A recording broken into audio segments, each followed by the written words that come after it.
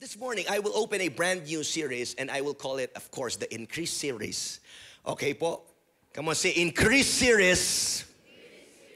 And for our first installment, I want to talk about this word titled, The Power of a Growth Mindset. Come on, say that with me, the power of a growth mindset. The power of a growth mindset. Balikan ko po yung sinabi ko po kanina na I do believe na dinidil po ni Lord sa atin, He wants to break the spirit of religiosity. Yung pagiging relihiyoso. As your pastor, I want to say this with love. It's my joy. Kung ako po, as your pastor, it's my joy na makita kayong lumagot, lumalim. What more pa po ang Panginoon? Tama po ba? So gusto nating i-deal yung religiosity, yung superficiality, na talagang lahat aligaga after Vision Sunday, excited to receive the prophetic word, but I don't want you to be ignorant of some spiritual things. Kaya po nandito ang church to guide you so that wag niyo pong ma-miss yung vision na binigay ng Panginoon sa atin. Ayaw po natin to see you going back to normal after Vision Sunday. Imagine, 1 week lang po yung pagitan at napakadelikado kung dun sa 1 week, bumabalik tayo sa normal. What pa po kung aabutin na tayo ng June, ng July, ng bare months? Kamusta na po ang spiritual life natin kung ganun? Yung 1 week lang nga, after ng matinding ginawa ng Panginoon, wow! Tapos yung iba sa atin, balik na ng zombie. Yung prayer, balik sa normal. Yung worship, balik sa normal. Ayun, kakabukas na ng bagong taon. Yung iba, balik na naman, late na naman.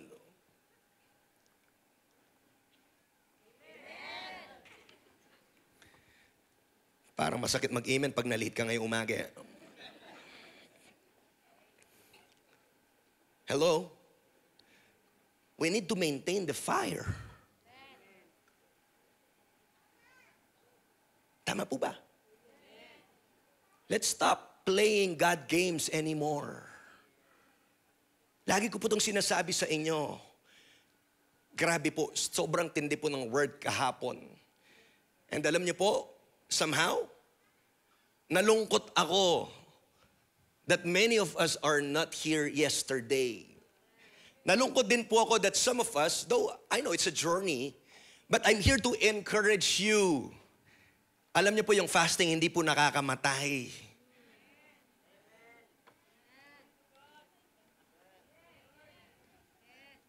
Kaya yung iba po, I understand, hindi pumunta kahapon.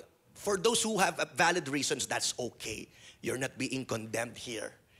Yung sinasabi ko, if you are able to come and you are able din po na mag-fast, may marami pong bagay. You can fast for sweets, social media. Basta, we're encouraging you to somehow join in corporate po na fasting that you will sacrifice something to the Lord. Yun po yun eh. Yung iba sa atin, hindi lang magkape, hindi lang parang mamamatay na. Hello? Again, sabi ko po, it's a journey, but I'm here to encourage you. Pag nga nagpapacheck ka ng dugo, wala kang magawa, magpapasting ka, Diba? Diba? Para nakakaya-kaya natin magpasting, pacheck ang daya. Pero corporately, I'm here to tell you, para po lumalim tayo as a church. Para hindi tayo mapuno ng mga consumers lang. Pag kasi pong consumers lang yung mga miyembro, si Jesus from the very first pa po, He is calling disciples. Tumatawag po ng Panginoon ng followers. And even po nung time pa ni Jesus, marami na pong sumasali lang sa crowd. And I hope this year, magkaroon po kayo ng vision not to stay where you are, but you will passionately follow Jesus, that you want to grow this year, 2025. Don't stay where you are. Don't stay na nanonood ka lang, nakaupo ka lang. Ilang years ka nang nakaupo. Ilang years ka nang hindi sumasama ng fasting. Ilang years ka na rin hindi nagbibigay. What's your plan? Because if you understand what is a kingdom builder and a follower of Jesus, tatayo ka. Even wala magsasabi sa'yo, makukuha mo yung vision ng malinaw. Hello? Kaya po ako nalulungkot somehow. Hindi po malungkot ang buong sermon ko, ha? Gusto ko lang pong i-clear sa inyo. Nalulungkot lang po ako kasi ginawa natin siyang Sabado to accommodate more people. But I understand, not everyone will fast. I know that. But still, I'm here to encourage you to join. Hello? Palakpakan po natin yung Panginoon.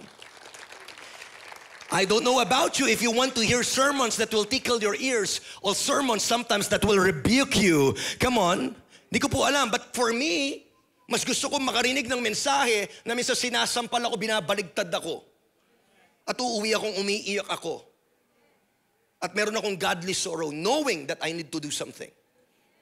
And I'm not doing it alone. I'm doing it sa grace ng Panginoon. Palakpakan po natin ang Panginoon.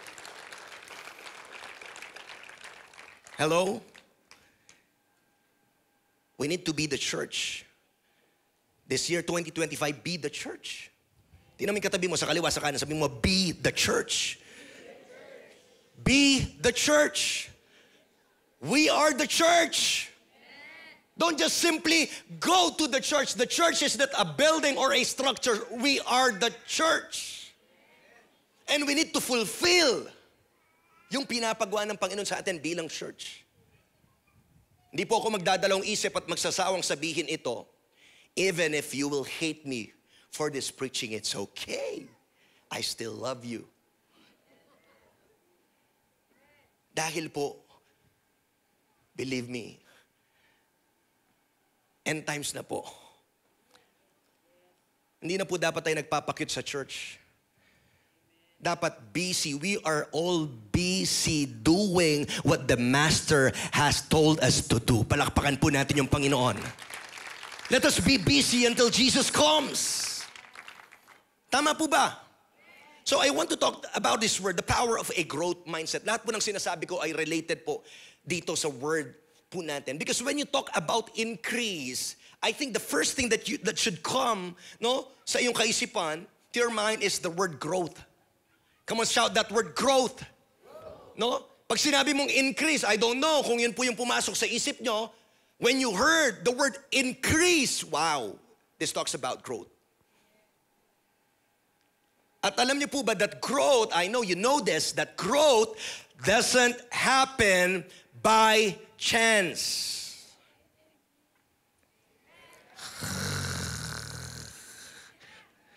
Yung growth, hindi po basta-basta nangyayari lang ng kagising mo, matured na ako, na disciple ni Jesus. Wow, sana ganun na lang. Sana kagising mo ng 2025, malalim ka ng Kristiyano. Malalim ka na sa prayer. Hello? It doesn't happen by chance. Come on. Growth is intentional. Intentional. Hindi to spoon feeding pag Sunday. Kung Sunday ka lang umaasa sa word ni Lord sa iyo, kapatid, nakakaawa. Nakakaawa ka. Kawawa ka, I'm telling you. Kung umaasa ka lang sa word every Sunday at hindi mo pa pinapakain ang sarili mo, hindi mo binubuksan ang Bible mo, hindi ka pa nagde-devotion until now, kapatid, kawawa ka. Hindi po yan yung will ng Panginoon sa atin. Growth takes hard work. Growth requires consistent effort. It demands stepping out of our comfort zone. And growth is driven by discipline and determination. I'm telling you right now, meron po ba tayong desire na tayo ay lumago ngayong taong 2025? Wag niyo po kong sagutin ng amen. Bago kayo mag-amen, you need to check your heart. You can say amen sa puso mo right now sa tanong na ito. Because saying amen is more than saying amen.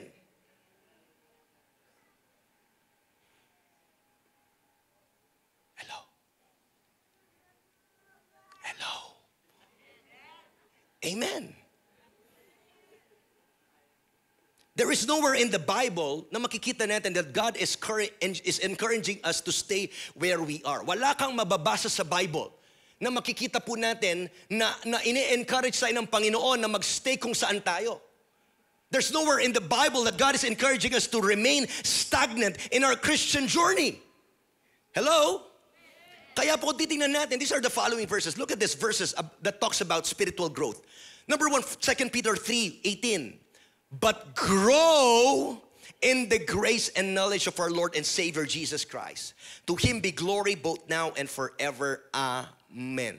God is calling us to continually grow in understanding and relationship with Christ. Diyan pa lang po, pwede na tayong umuwi sa verse na yan. Na nagpapakita na itong text mong to in 2 Peter, sinasabi po sa atin na tinatawag tayo ng Panginoon na patuloy po daw dapat tayong lumago sa pagkakakilala natin at sa relasyon natin sa Panginoon. Ephesians 4:15. Instead, speaking the truth in love, we will grow to become in every respect the mature body of Him who is the head, that is Christ. Pinapakita po sa text na to that spiritual growth is about becoming more like Christ. Pangatlo pong text, verse, Colossians 1 verse 10. So that you may live a life worthy of the Lord and please Him in every way. Look at that. A life what? Worthy of the Lord. So tinatawag po pala tayo na ang buhay po natin ay dapat magbigay ng kaluguran sa Diyos. Wow. And what? Please Him. Not in some way, in every way. In every decision, sa mga anak mo, sa pamilya mo, sa business mo, sa pag-aaral mo, sa future mo, sa mga decisions mo, in every way, dapat na pi-please ang Panginoon. Hindi ka nagde-decide just to please yourself. We are called to give glory to God. Your life, yung buhay natin, dapat magbigay ng mapangong samyo sa Panginoon. Also, there are verses about maturing in faith. Hebrews 6:1, therefore, let us move beyond, look at that, the elementary teachings about Christ and be taken forward to maturity. Sabi dyan, mag-graduate na daw po tayo sa pang-elementary lang na katuruan. Kapatid, hanggang ngayon ba, John 3:16 pa rin yung memorize mo. Tingnan mo yung katabi mo, sabihin mo, mag-graduate ka na dyan. Ikaw sabihin mo yung katabi mo, come on, sige. O yung kabila, sabihin mo, baka naman. Hello? Ini-encourage po tayo ng text nito to progress in faith. And, are you ready for this? And live spiritual immaturity behind. Yung pagiging mababaw natin sa ating spiritual life, tapusin mo na. Walang nag-amen. Hallelujah. Tuloy ko po ba yung word natin? Tuloy ko? Okay lang po siya? O, pastor.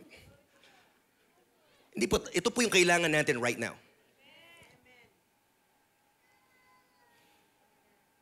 At hindi po natin iaatras ang tabak if we need to hear this one. If this word will allow you na, Pastor, this is my last day attending this church. That's okay. I'm here to preach doon po sa mga nangangailangan marinig ang mensaheng ito. Amen. Pero mahal ko po kayo kung pagtutulungan natin, nandito po kami. Hindi ko kayo tinatabo, hindi ko kayo pinapaalis. Binibigyan ko lang po kayo ng agam-agam. Hindi lang pala ako. Mahirap yung Holy Spirit, yung magbibigay ng na kahit umuwi ka, nandyan yan. Kino-convict ka niyan, kinakausap ka niyan.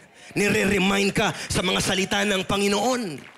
Meron pong ibibigay ang Panginoon na seed sa puso natin.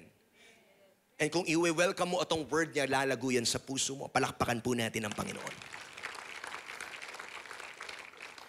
Alam niyo po, this is unpopular preaching. But I will preach this anyway dahil po ito ang magpapalaya sa atin. At ito po ang magpapalalim sa atin. So kailangan po nating mag-progress sa faith natin, iwan natin yung spiritual immaturity behind. Philippians 3:12-14, now that I have already obtained all this, or have already arrived at my goal, but I press on to take hold of that for which Christ Jesus took hold of me. Iniiwan ni Pablo yung nakaraan, yung naabot niya na, at siya po'y patuloy pa nagpro-progress. Nandito po ako para kausapin, if you are, sa faith mo for 20 years, 30 years, hindi pa tapos ang Panginoon sa'yo. If you're thinking you have sinned a lot, you have already experienced this and that, you're wrong. Because God is a God of new things. Hallelujah. Come on, palakpakan mo yung Panginoon. Hindi pa tapos si Lord. Huwag mong namnamin ulit-ulitin yung mga past experiences, past glories. God is not yet done with you. Dati tapos na po yun, ngayon merong gustong iparanas na bago ang Panginoon na naman sa'yo. Hallelujah. You can still experience a fresh thing, a new thing sa Panginoon. 1 Peter 2:2. Like newborn babies, crave pure spiritual milk so that by it you may grow up in your salvation. Grabe. Yung bata nga lumalago grabe, ang bilis po. Kahit po yung anak ko na si Ablaze yung anak kong si Ablaze, na-amaze ako. Wow, grabe. Na-amaze ako dahil kausap niya po yung ate niya, marunong na magsalita. No? So, lagi siyang may kausap na mas matanda sa kanya. So, ang nangyayari po, nagtataka na lang kami. Sa 2 years old pa lang siya, pero ano-ano ni mga words na sinasabi niya.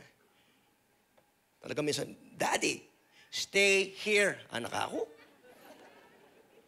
Nakalimutan ko na anong pinag-usapan. Umaalis ako, umaakyat po ako dahil sabi niya, stay ka lang dito, sabi niya. Sabi ko, nagugulat po ako sa mga words na lumalabas sa bibig niya. Nakikita mo, nagpo-progress. Nakikita mo, lumalago. Kung paano sa physical, God is also calling us, dapat lumalago tayo sa faith natin. Hindi tayo nagre-regress. Hindi pa baligtad. Kaya sasabihan na, di ba? May tuwayang paurong niya, ano? Alam naman kung kailan matanda ka na, doon ka pa nagchuchupon. Imagine an adult wearing pambatang damit at nakachupon pa rin. Di ba masagwa? Kaya masagwa din kung napupuno natin ang church, pero yung mga pumapasok dito ay matatanda na, matagal na sa church na, pero nakadaya-per pa rin.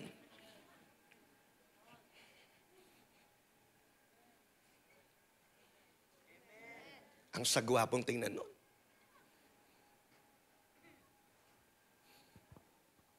Hello. Parang mahapdi yata ng onting word ni Lord ngayon. Sino po nag-e-enjoy? Palakpakan mo yung Panginoon.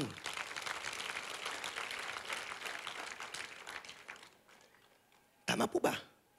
Ang growth po ay dun sa verse ng 1 Peter 2:2, itong growth po na sinasabi dito ay nagsisimula with a desire for God's Word.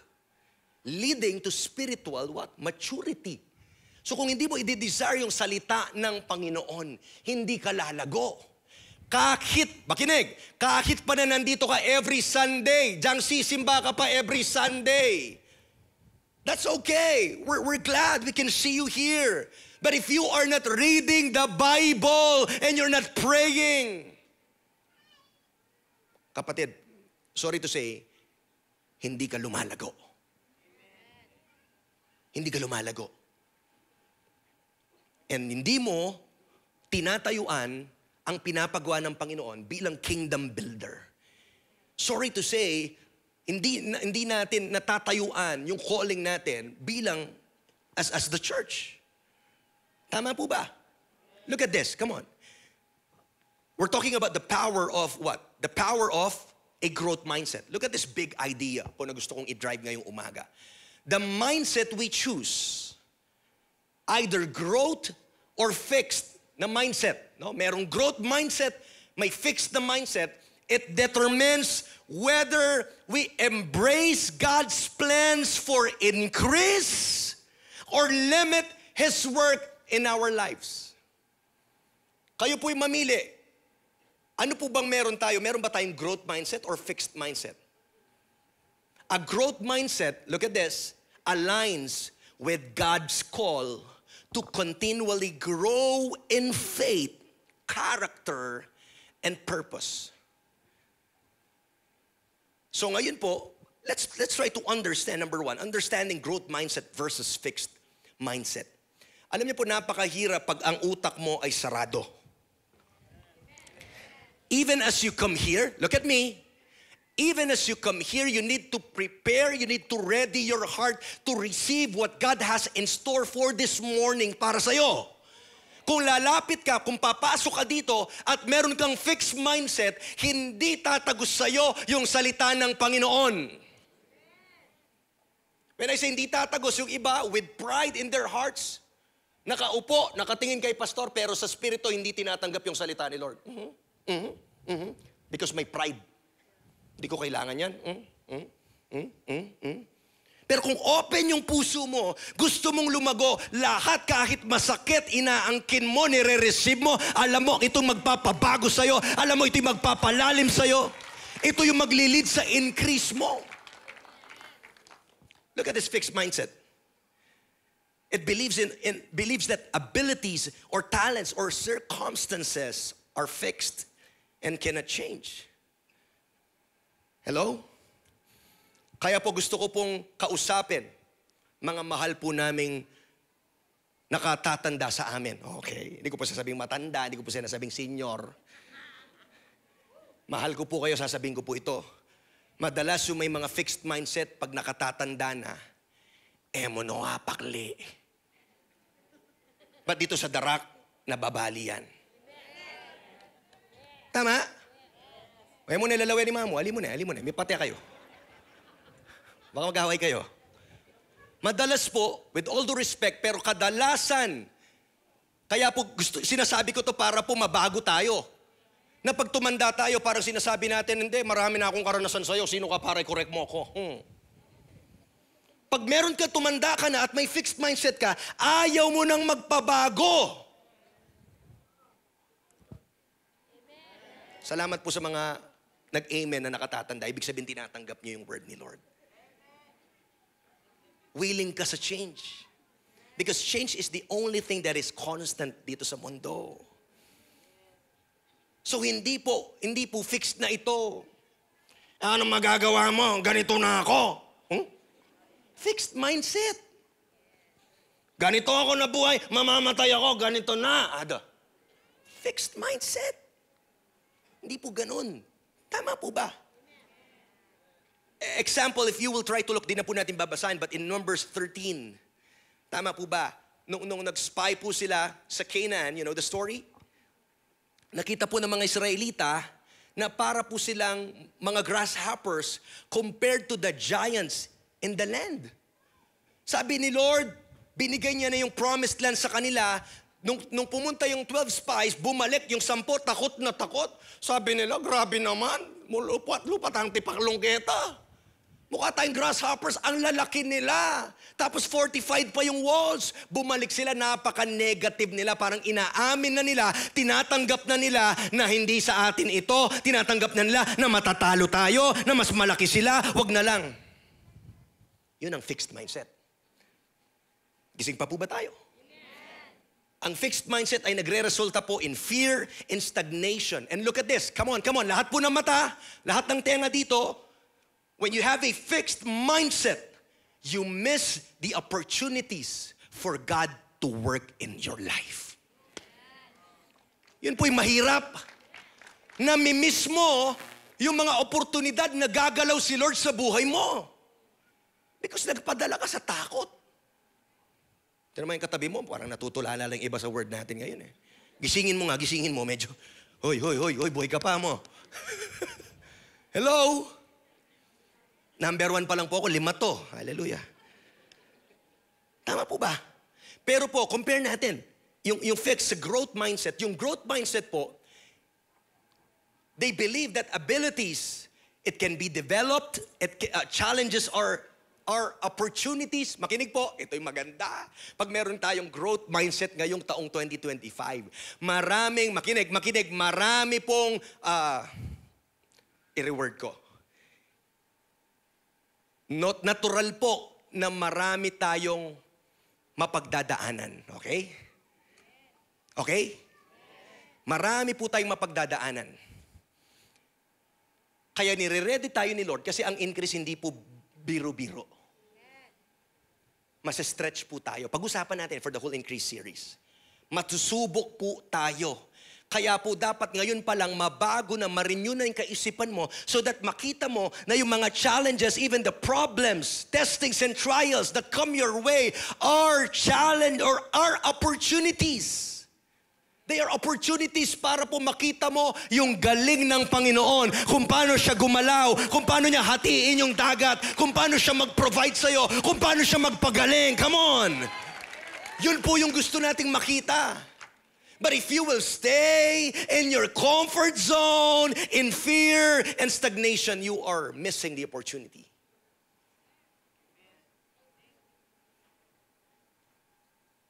At kung tayo po magpapadala lang sa takot, believe me, darating po yung Panginoon, daratnan ka niya kung nasaan ka ngayon. Nakakalungkot po yun.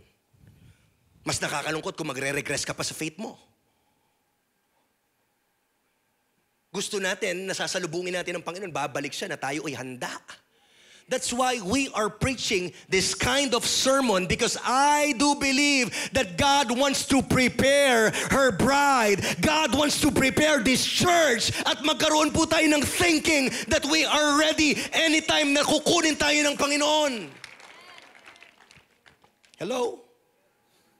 Growth mindset. Example, yung story po ni David facing Goliath with confidence and God's power in 1 Samuel 17. Merong faith, merong courage na nagresulta po ng spiritual growth. Kung nakain lang po ng takot si Goliath, si David, malamang sa malamang, makikita natin na yung story po ni David most probably will end in David as a shepherd boy, not as a king. Mananatili yung kwento niya bilang shepherd boy. You want increase this year? Then get ready sa mga challenges. Magkaroon ka ng growth mindset. At maiba po yung pananaw natin. Right now, let's examine our own mindset. Church, are you limiting God's work in your life with a fixed mindset? Or are you stepping out in faith with a growth mindset? Hello? Tayo po ba, ngayong 2025, imagine po natin, examine po natin ang ating kaisipan. Pag ikaw ay merong fixed mindset, nalilimit mo, so to speak, yung galaw ng Panginoon sa buhay mo. Pero kung ikaw ay may growth mindset, nasasabayan mo ang galaw ng Panginoon ng may pananampalataya. Palakpakan po natin ang Panginoon. Number 2, you need to understand that God calls us to a growth mindset. Alam po natin to. Tinatawag po tayo ng Panginoon sa isang growth mindset. No? Kanina po, ang dami ko na pong binasa. But again, I want to read 2 Peter 3:18. This is the biblical evidence for growth. No? But grow in the grace and knowledge of our Lord and Savior, Jesus Christ. Di ko na po kailangang ulitin pa po yung mga verses na binasa po natin kanina na nagpapaalala sa atin that God is not calling us to stay where we are or to stagnate, but He is calling us to grow, to grow deeper sa ating pagkakakilala sa Panginoon. Let's look at the parable of the talents. We will not read it, but you will see it in Matthew chapter 25, 14 to 30. kung saan po the servants who invested and grew their talents were rewarded. Nakita po natin yon? No? Umalis po ang master at nagbigay po siya ng talent sa kanyang mga alalay. No? And nakakalungkot po, the servant with a fixed mindset. Anong nangyari? Yung 5 naging 10, yung 2 naging 4, yung isa, the servant, the last servant na nabigyan ng isa, that person has a fixed mindset. And what he did was he buried his talent out of fear and laziness. Can I see yan? Sino dito alam niya yung story? Taas kamay. Sa takot niya ng gawa na rugo. Dahil meron siyang fixed mindset, he buried his talent. Dahil siya'y takot at tamad, he missed the opportunity for growth. I don't know ano po yung sinasabi ng Panginoon right now while you are hearing this sermon. But I pray that you are having visions right now. Vision for growth. Vision for increase sa buhay mo. Na magde-decide ka talaga ngayong taon na huwag ka magstay, pa-attend lang. Ilang years ka nang paupo-upo lang. Amen. Taas kamay. Hallelujah. Anointing Sunday. Vision Sunday. Puro nakamakantay eh. Puro na lang tayo ganon. Di ka pa ba nagsasawa sa paikot-ikot mong buhay? Kasi kung gaganon ka rin, kapatid, relihiyoso lang tayo. Religious lang. Hindi tayo tinawag nila to be religious. Hindi sinabi ni Jesus, come follow me and be religious. Come follow me and do what I want you to do and not to do. Hindi po yun. Tinawag tayo ng Panginoon to make a change, to make a difference, to know God, to make disciples, and to change the world. Hallelujah. Palakpakan po natin yung Panginoon. Come on, malakas na palakpak para kay Lord. Ang laki ng pinapagawa ni Lord sa atin. To change the world, one person at a time. Paano ba baguhin ang mundo ng Darak City Church? Yung iba palaging tulog. Yung iba nakaupo. Yung iba madalas pang late. Pastor, isa na lang, wag walk out na ako. Isa pa. Wala ka pang dalang Bible. Hindi ka pa nagtitake notes. We need to have a vision for growth. Tapusin na po natin yung pagiging bansot natin. Hello? Maganda? Nakikilala ka sa company? Nag-i-improve ka sa work mo, and at the same time, in your spiritual life, ikaw din po ay lumalago. Mahirap pinapalakpakan ka sa mundo, sa kingdom ni Lord, hindi ka kilala. Oh, come on. Mahirap sa klase mo, dinslister ka, pero sa kingdom ni Lord, kulelat ka. We need to have a balance. We're not taking sides here. Maganda, masipag ka sa kingdom ni Lord, sa pag-aaral, sa trabaho, lahat po, dun po yung follower ni Jesus. Palakpakan nga po ni Lord, natin si Lord. Yun po yung nais ng Panginoon sa atin. Kaya ang tanong ko po dito, no, we need to understand this. God has given each of us gifts and opportunities. Lahat po tayo, binigyan po tayo ng kaloob ng Panginoon. Ang tanong, are we using them to grow and glorify Him? Or are we burying them out of fear or doubt? Kayo na po yung sumagot niyan. Yung pinagkatiwala ni Lord. Grabe, maybe yung ibas dito, ang gaganda ng boses, marunong tumugtog, magaling sa computer, sa pag-i-edit. Sayang. Pwede mo sanang paggamit sa kingdom ni Lord eh. Kaso yung fixed mindset, Pastor, pagod ako, Pastor. Puyat ako, Pastor. Hello. Wag kang maingay, yung iba tulog na. Hello. Sagutin po natin yan. Out of takot po ba? What do you call this? Binaon na lang po ba natin yan? Tayo po'y sumagot. Magpagamit ka sa Panginoon. Ngayong 2025, magpagamit ka sa Panginoon. I hope after this message po, may mga lalapit sa mga leaders natin magtatanong, Pastor, anong maitutulong ko? Saan po ako pwede mag-serve? Salamat po sa 5 pumalakpak. Yugyugin mo yung katabi mo, sabi mo, ano pang ginagawa mo? Ano pang hinihintay mo? Come on! Sige po, yugyugin mo! Ano pang ginagawa mo? Malapit ang dumating yung Panginoon. Tutulala pa ba tayo? Nga ka pa ba? Hello? Number 3, bilisan na po natin. Baka abutin tayo ng 1 p.m. Let's look at the characteristics of a growth mindset in the Bible. First po na characteristics ng growth mindset ay ang tao po na may growth mindset embraces challenges. Hallelujah. Ayan na. Ayan na dapat ma-excite tayo. Dati, makinig, last year, last 2 years, last 5 years, yung mindset natin, ito na naman, puro problema, kabi-kabilaan, pastor. Ito po yung buhay eh. After ng isa, meron na naman. Hindi pa nga tapos. Yung minsan, puno na ng problema. Pero ayaw ng Panginoon na ma-paralyze po tayo sa ganyang klaseng mindset.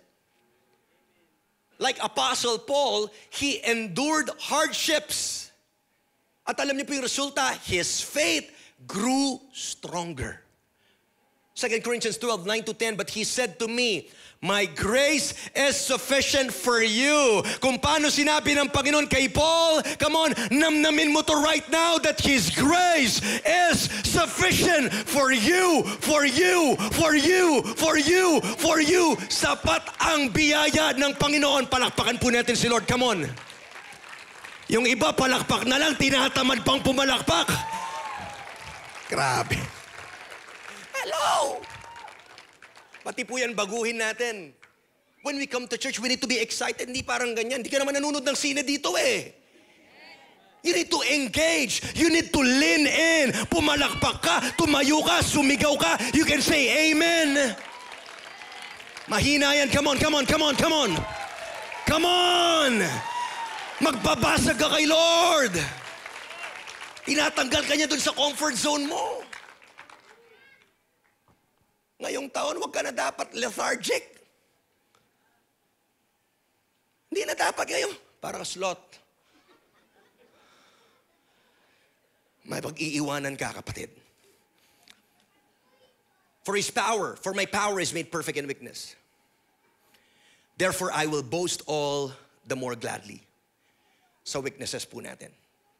Next po, ini-embrace niya yung challenges. So ngayon, the Rock Fam, ngayong 2025, yakapin mo yung mga yan. Yan ang magpapalago sa atin. Yan ang magpapatibay sa'yo. Kaya yung prayer mo ngayon, pag may growth mindset ka na, Lord, tanggalin mo to please, hindi na ganun. Lord, remove this thorn. Lord, remove this testings. Hindi. Lord, give me the strength to endure. Give me the strength to overcome. Come on, palakpakan mo si Lord. You are a victor. You are an overcomer. Hallelujah. Pangalawa po, that person learns from mistakes. Natututo tayo. Natututo. Ang pagkakamali, hindi inuulit-ulit. Natututo. Tapos na po yun. Yes, pinatawad ka na ni Lord dun sa past mo. Huwag mo nang balikan. Kaya kailangan marin nyo yung utak kasi yung kaaway. Look at me. The enemy wants you to always, alam mo, instead of focusing your faith forward, the enemy wants you to do this. Look at what you did in the past. Ay, wapin. Sabi ng Panginoon, press forward yung kaaway. Naalala mo yung ginawa mo noon. Magsiself-pity ka, magpipity party ka. Oo nga, kawawa ko. Ngayon, imbis na minagnify mo yung Panginoon, minagnify mo yung past mo. Kaya ngayon, rurugu-rugu ka. Talunan ako, kawawa ko, wala nagmamahal sa akin, mag-isa na lang ako. Sino nagsabi sa'yo? Tingnan po natin yung story. Di na natin babasahin in John 21. Peter denied Jesus but repented and became a bold leader. Nakita po natin yan sa buhay po ni Peter. Even though dininay niya po si Jesus, pero nag-bounce back siya.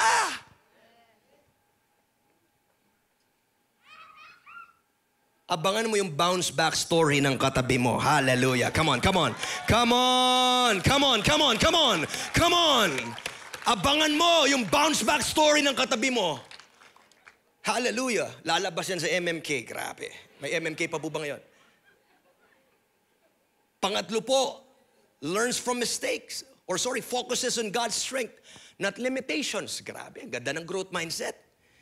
Hindi ka na limitado doon sa alam mo yon, sa mga weaknesses mo. Pero nakafocus ka sa kalakasan ng Panginoon. Kaya ka magpapagamit kay Lord this year. The reason that you will say yes to God is because you will focus on God's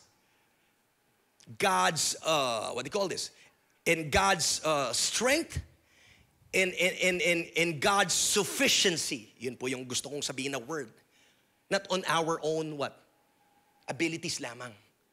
You can say yes to God kasi alam mo na yung papagawa ni Lord, siya rin naman magsusustain eh.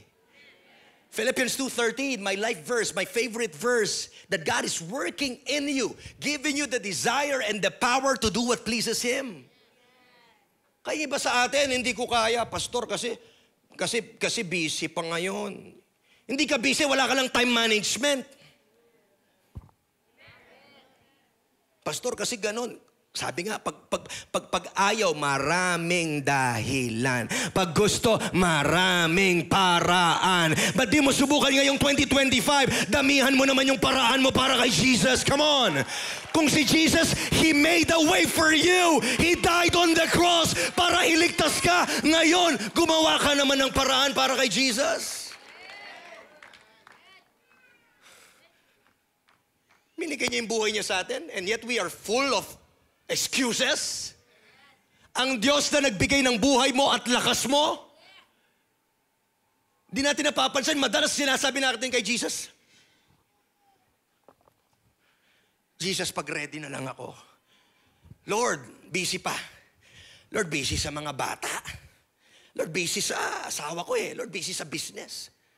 Gusto mo bang abutin ka ng Panginoon? Kakabisi mo sa mga bagay na yan. Ba't ko po ito nasasabi? Hindi ko sinasabi ito out of ignorance or what? Mahirap po. Ayan, lalabas pa po yung pangatlo naming anak. Diba? At wala po kaming kasama sa bahay din. Pero tinuturuan kami ng Panginoon ngayon na magkaroon ng growth mindset na kung di namin mamamanage ang aming pamilya, sabi rin ng Bible, kung kayo, bilang isang pastor, di ko kayang i-manage ang aking pamilya, paano ko mamamanage ang church? Same din po tayo. Marami kasi ako nakikita, even yung iba po may mga small group pa, may mga malalaki pong businesses. Malaki pong businesses, pero may time mag-small group. Yung katabi mo, tambay lang, napaka-busy.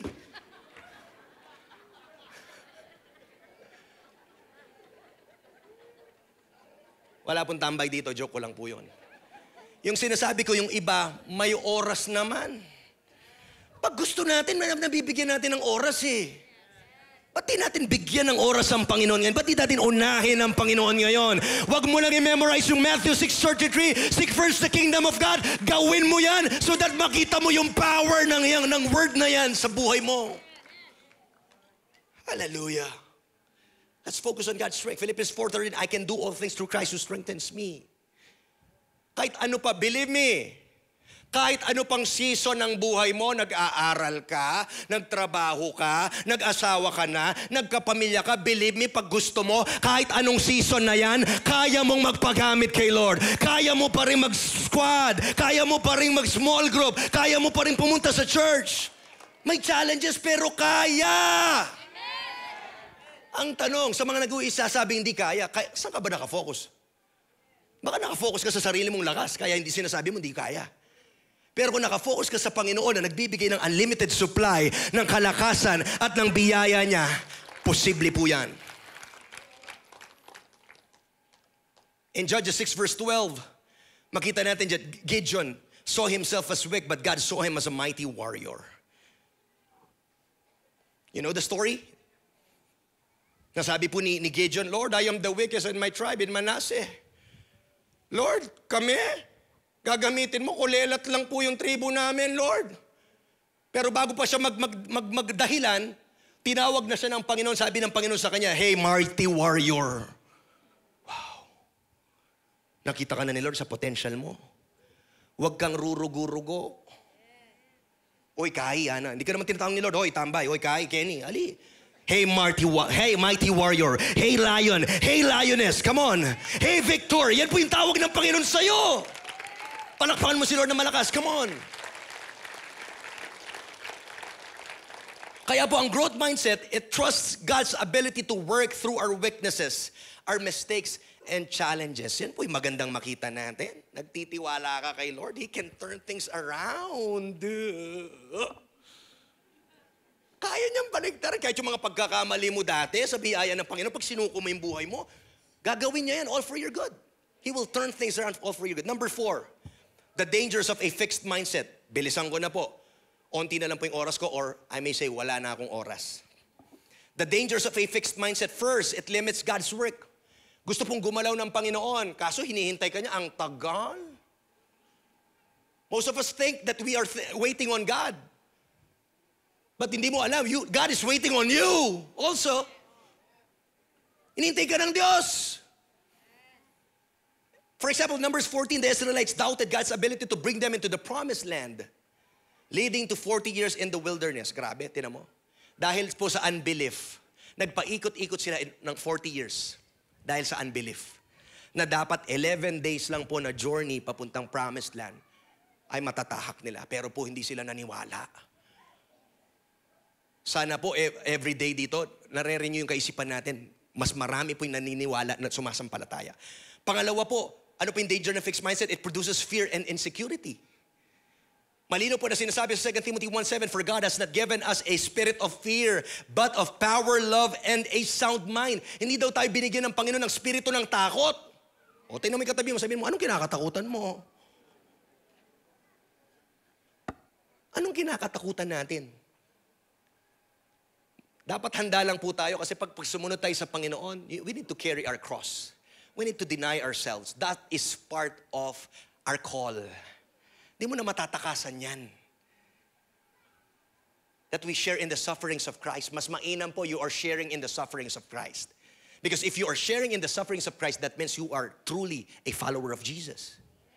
Magtaka ka if you are not sharing the sufferings of Christ. Baka ibang sinusundan mo. And pangatlo, it blocks opportunities for blessing.